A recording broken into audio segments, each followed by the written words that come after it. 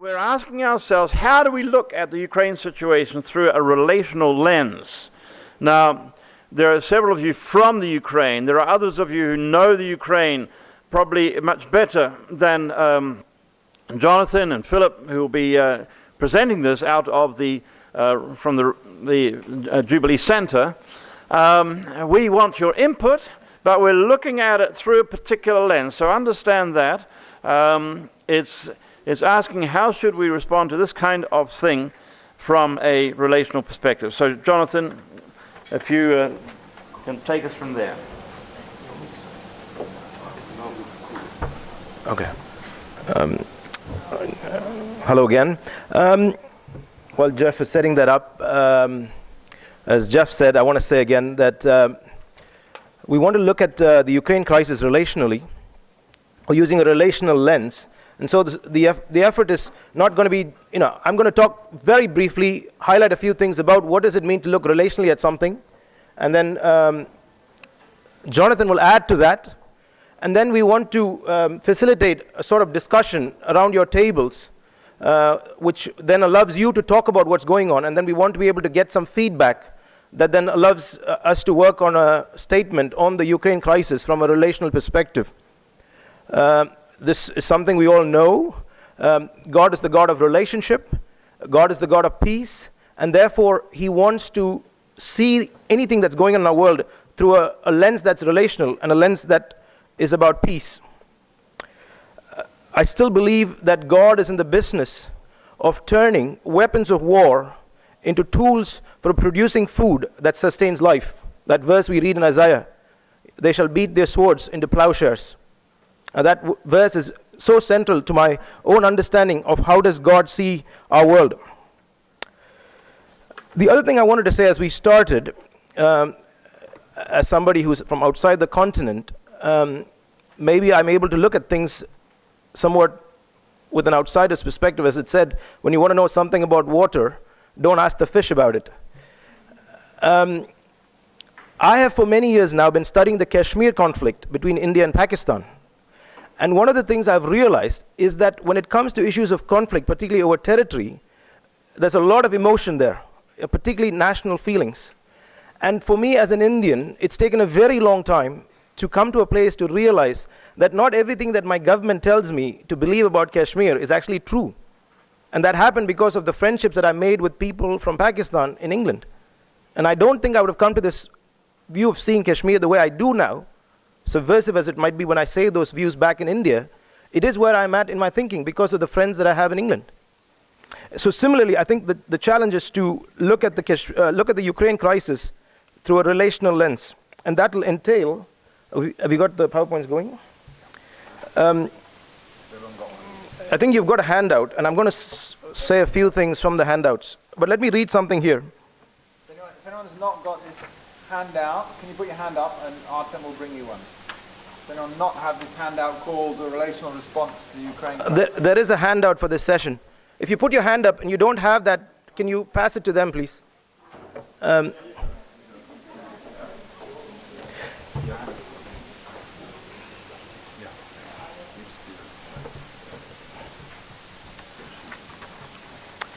Why is it important to talk about Ukraine? The recent events in Ukraine, including the departure of President Yanukovych, Russian annexation of Crimea, and the standoff between Russian and Western governments, has generated uncertainty and hostility both within Ukraine and between global powers. Ukraine, and Kiev in particular, has enormous symbolism as a historic meeting point for Western, Eastern, Northern, and Southern Europe, and has the potential to be a bridge for European cooperation. Instead, faced with competing national objectives, it is in danger of becoming a power keg for new European conflagration, with all the adverse economic, cultural, political, strategic consequences which would result. There is an urgent need to find a peaceful way out of the current crisis, acceptable to all concerned, which will lead to sustainable peace, security, prosperity for Ukraine and for the wider region. And one of the first things that I want to say about this issue is the point about the political context in which these things are happening. If you go to the first slide, please. Yeah. One of the things going on, we can call it a propaganda war or an information war. There is a concerted effort to, shall I go ahead and read that? Can you read that, Jonathan? Yeah. Newsreader, there's an international crisis on the other side of the earth, in a country most Americans know nothing about. Now would be the perfect time for a sober, grounded assessment from a noted scholar in the area. Instead, we made some cool graphics. Crisis in Kiev, countdown to World War III. Yeah, that gives you the gist. Thank you. So there is a sort of, everybody seems to have a very strong perspective on this issue if people are concerned about this crisis. And that can be a challenge because those kind of strong views about the situation can put filters on you on how you look at what's going on. The thing that needs to be mentioned as well is that for Russians, the soul of Russia is in Kiev. Crimea is vitally important to the Russians. According to medieval chronicles, it was Kerosonosis, the ancient Greek colonial city on the southwestern coast of Crimea, just outside Sevastopol, that Vladimir, the great prince of Kiev, was baptized in 988, thereby bringing Christianity to Kievan Rus, the kingdom from which Russia derives its regional and national identity. Part of what's going on is that there are feelings that go beyond this model of the current nation state that we have with defined territories. People in Russia feel a connection to Kiev and to Crimea. We can talk about the Crimean War and the 400,000 people that died, and Russia's feeling that European powers began a process of being against Russia. But let's talk about Ukraine-Soviet relations. For a lot of people in Ukraine, the Russians say that Crimea was given to them over a 15-minute conversation that Khrushchev had, supposedly to mark the 300th anniversary of the 1654 treaty unifying Ukraine with Russia. The historical context in which we are talking about what's going on. Post-Cold War, of course, Ukraine has been in a seesaw between Russia on one side and the EU on the other side, caught between choosing and unable to choose on being with Russia or being with the EU. Can we go to the economic issues? There is huge corruption in Ukraine. Ukraine is rated 144th out of the 176 countries. Transparency International did a list on its corruption index. I think politicians in Ukraine, and I talked to my Ukrainian friends who said they were just trying to sell the country off to the highest bidder. If it was Russian, then it goes to Russia. If it's from the EU, then it goes to the EU. There's issues of oil. Russia invested heavily into the oil sector. And there's a lot of oil in the Black Sea that Russia feels that they want to get something out of it. Exxon, Chevron, Shell, Respol, all of these companies have vested in economic interest in the situation. Of course, there's also the big missile factory in Eastern Europe. I wish I could say this word right. Dnipropetrovsk. Have I said that right? I tried. You got the D right. Yeah. Thanks. It's a key manufacturing center for Russian nuclear arms and space industry, and it was set up that way during the Cold War, that that part of that industry was based in Ukraine. And today Russia does not want that industry to be controlled by Kiev. I'm just giving you a perspective that probably has to be included when you want to look at a situation. There's also the issue of the agricultural sector. There are agribusinesses that are very interested in the good soil that is on the western side of Ukraine. And that's another issue to consider. Of course, then there are ethnic and cultural factors involved, and we can talk more about it. Let me just say something about Putin.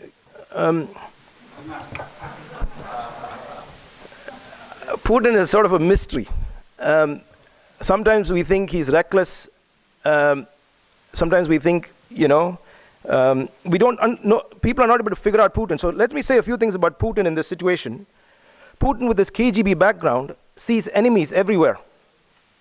And there's a particular light in which he views the West, and particularly America. And you can't expect a leader like Putin with a strongman image simply to roll over and let the West do what it wants. He's in fact become very popular in Russia. He's an authoritarian despot holding on to power and needs a sort of conflict that serves his own undemocratic goals. In fact, it is not in Russia's interest to have a democratic Ukraine on its border. And so I think it's important to take into consideration that it's not just Putin, but it's also the establishment and the Kremlin that run the show for Putin. And the final thing that I want to say about Putin that I think for us as Christians is very puzzling is that he is increasingly projecting himself as a conservative Christian leader. He looks up to Catherine the Great, who built all these great palaces in Russia. And let me read something that he said recently. Today, many nations are revising the moral values and ethnic norms, eroding ethical traditions and differences between peoples and cultures. Society is now being required not only to recognize everyone's right to freedom of conscience, political views, and privacy, but also to accept without question the equality of good and evil, strange as it may seem, concepts that are opposite in meaning. This destruction of traditional values from above not only leads to negative consequences for society, but also essentially is undemocratic, since it is carried out on the basis of abstract speculative ideas contrary to the will of the majority, which does not accept the changes occurring and the proposed revision of values. Then he goes on to say, we know that there are more and more people in the world, i.e. the West, who support this is countries in Asia and Africa, who support our position on defending traditional values that have made up the spiritual and moral foundation of civilization in every nation for thousands of years. The values of traditional families, real human life, including religious life, not just material existence, but also spirituality, and the values of humanism. And then he goes on to defend traditional marriage. Of course, this is a conservative position, but speaking in the words of Nikolai Berdyaev, the point of conservatism is not that it prevents movement forward and upward, but that it prevents movement backward and downward into chaotic darkness and a return to the primitive state. These are the words of Putin. And there are people in Asia and Africa that look up to him as a leader. The West has lost its ability to give moral leadership to the world. And finally, I think we've got a NATO slide. There's the issue of NATO, the expansion of NATO. Jim Baker, who was the Secretary of State at that time, had made a promise that NATO would not expand when Warsaw was disbanded, the Warsaw Pact. But then when America started expanding NATO, and countries like Poland wanted to join because they were afraid of what Russia might do to them, America simply said the commitment we made was to a country that doesn't exist anymore, so the commitment doesn't stand. So I think there has been things going on, particularly with the expansion of NATO, and you can say that's just excuse, that's just propaganda, but that's how the Russians see the world. What I'm going to do now is stop here, having thrown a lot of facts at you. Jonathan is going to talk a little bit about the multiple relationships that are involved in this conflict, and then we can go into some sort of discussion.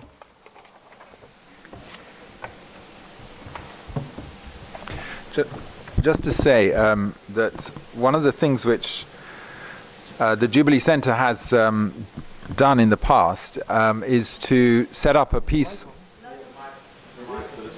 It's not working. Hello, hello. Not loud enough. Just a bit louder. One of the organizations one of the projects which the Jubilee Center started actually in the 1980s was an initiative to get the leaders of the ANC, the African National Congress in South Africa, together with some of the leaders of the National Party, which was ruling in South Africa at the time under apartheid. It brought them together unofficially away from the public eye to try and build a dialogue and negotiate towards the eventual end of apartheid. And the people associated with Jubilee Center were instrumental in that's now called track 2 diplomacy. It's not with the public official leaders, governmental leaders, it's with the unofficial people, but who have significant influence within their communities. So this analysis that we're presenting, and particularly this next aspect about thinking about this relationally and the key relationships which are inevitably involved in any crisis. It's easy to see the world, if you like, in a rather black and white sort of justice, saying that's right, that's wrong, that's fair, that's not fair. But those don't really have meaning until you look at the relationship that is involved in it. And so what we're suggesting is that there are essentially, there are 3 or 4 key relationships involved in this. Clearly there's the internal relationships within the country that is currently called Ukraine. And a lot of emphasis has been put on the east and the west side of Ukraine, the predominantly Russian-speaking on the east and the south of Ukraine, and the predominantly Ukrainian-speaking, more Western-leaning or European-leaning in the west of the country. And clearly around there's something of an ethnic divide, a geographical divide there. And the relationship between those, broadly speaking, 2 parts of Ukraine is crucial. There's another internal relationship which is crucial, and that is the one between the government and the people of Ukraine. The Maidan protests and the movement which emerged last year was initially one which was fed up with the corruption by the government and people wanting to find a voice and express that voice about what they thought of the government. And then it escalated and went off in a different direction. But a big part of what's at the heart of what's been going on the last 6 months is a demand for a greater accountability of government, and which was the similar cry in the Arab Spring as well. So it's a crucial relationship, the relationship between the people who govern and the people who are governed. So that's another aspect of the internal relationship to look at and explore. Then there's the Ukraine-Russia relations, which Philip has already explained and talked about, and similarly the Ukraine-EU relations. So whilst you could also include the Russia-EU, or you could say it's not EU, it's NATO, which brings in America as well. So you can look at these different axes of relationship, because what is going on right now in Ukraine, it does reflect all those other relationships. It's not just the internal ones. You have to take into consideration the other ones. Now, this an example of this, how this track 2 diplomacy has really worked, but it takes a long time, and that is Northern Ireland. Now, Northern Ireland, for many years, the British government was trying to suppress the nationalist movement of predominantly Catholics in Northern Ireland who wanted to reunite the whole of Ireland. And until the British government was willing to involve the Irish government and the Irish people, they were not going to be able to resolve what they thought was their internal problem in Northern Ireland. And similarly, until they were willing to sit down and include Sinn Féin, which was the political arm of the Irish Republican Army, there was not going to be any lasting progress. So a key prerequisite of being able to look for a relational solution to these kind of protracted, well, it's not a protracted conflict yet, but when if it does become one, and we can look at other ones like South Africa and Northern Ireland, where those have been brought to peaceful solutions, it is only by bringing all those relationships around the table and taking time. So a relational response, if we just go on to that. Oh, sorry, before we talk about how you do a relational response, the non-relational responses are to see it as a zero-sum game. If one wins, the other must lose. The American media, you've got the big bear of Russia, and look, and he's saying, so I'm going to unfriend you on Facebook, It's there's this very polarized view around that. But the sense of a zero-sum game is a non-relational response. No one is ever 100% right or 100% wrong in a dispute. Secondly, there is the non-relational response of arms build-up, and which has been going on in the recent weeks around the Russia's borders with Ukraine. Potentially also an increased NATO build-up of arms as well. So these are non-relational responses. Indiscriminate sanctions, even though that's the most the lever which is at the West, within easy reach, if you like, of the West, is also going to have, it's not going to be a relational response because it'll typically affect the wrong people. And of course, just the last and least relational response is just fighting and violence and bloodshed. So how to avoid those non-relational responses is to think about this kind of diplomacy. That's a sculpture from Northern Ireland, which I think is very poignant because it shows these two figures representing the divide of Northern Ireland, which went on for decades and decades, and this tentative reaching out of one to the other, even though there's a huge chasm between them. And symbolically, you have the church in between them. And it's a very rich picture of potentially what this is about, this kind of relational approach to addressing this crisis in the long term. The bishop, there's a picture there of Bishop Boris Gudziak in Ukraine, and he just made this statement. He's one of the most vocal Christian leaders in Ukraine in recent months. It says, the revolution this is an article from Christianity magazine in Britain, the revolution has galvanized the church in Ukraine like never before. Throughout the past few months, the church has taken a united stance against Russian intervention. Never has the cooperation been so close, says Bishop Boris. And the churches have enunciated 4 principles. First, that the government and the president cannot ignore the people. Second, there should be no violence, particularly on the part of the government. Third, the rhetoric and activity to divide the country should be stopped. And fourth, we believe that dialogue is the only way out. And he fantastically captured, whoever compiled those 4 principles absolutely are in this space of looking for a relational solution. So that's really what we wanted to put to you, and then just to put up now a couple of questions for you to discuss over the next 15 minutes, and that will be what... next 10 minutes. 10 minutes, says Jeff. What part could churches and individual Christians play in responding to this problem? And secondly, that's a kind of a general one out there. The second one is very personal, because thinking relationally, we also need to think, do we have any stake in this in any respect? In what ways, or are you in any ways connected relationally with this crisis, maybe directly or indirectly, and how might the various outcomes affect you?